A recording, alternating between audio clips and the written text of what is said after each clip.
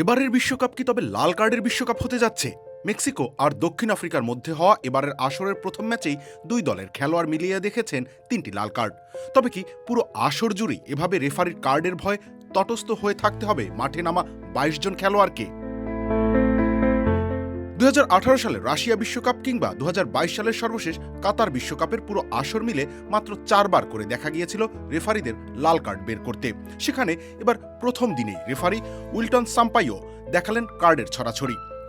দক্ষিণ আফ্রিকার ইয়াইয়া সিতোলে আর থেম্বা জোয়ানে মাঠ ছাড়ার পর অতিরিক্ত সময় মেক্সিকোর সিজার মন্তেস লাল কার্ডের খরায় পড়েন। Cool body spray. Long-lasting fragrance. Get ২০০৬ সালের পর এই প্রথম বিশ্বকাপের কোনো একক ম্যাচে ৩ বার লাল কার্ডের দেখা মিলল। সাম্প্রতিক সময়ে ফিফার রেফারি প্রধান পিয়ের লুইজি কলিনার অধীনে যে নমনীয় ও কার্ডহীন ফুটবলের যুগ আমরা দেখতে শুরু করেছিলাম, উদ্বোধনী ম্যাচের এই অনাকাঙ্ক্ষিত ঝড় যেন সেই চেনা শান্ত ধারাকে এক বড় ধাক্কা দিল।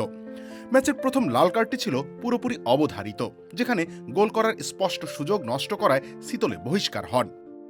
তবে ভিডিও অ্যাসিস্ট্যান্ট রেফারির মাধ্যমে জোয়ানের পাওয়া দ্বিতীয় কার্ডটি ছিল বেশ বিতর্কিত, যা ফুটবল ভক্তদের মনে জন্ম দিয়েছে তীব্র ক্ষোভ আর সীমাহীন বিস্ময়।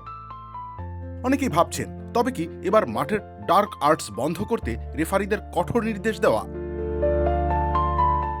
রেফারির নেওয়া মন্তসের শেষ লাল কার্ডের সিদ্ধান্তটি ফুটবলের নিয়মের দিক থেকে সঠিক ছিল বলেই বলা যায়। রেফারিরা ইচ্ছামতো সিদ্ধান্ত নিচ্ছেন না।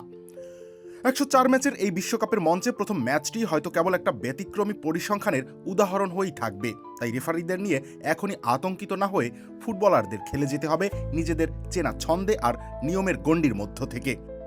তাতেই মাঠে লাল কার্ড নয়, বরং দেখা যাবে সুন্দর ফুটবলের প্রদর্শন। রবিউল ইসলাম রানী, খেলা ৭১।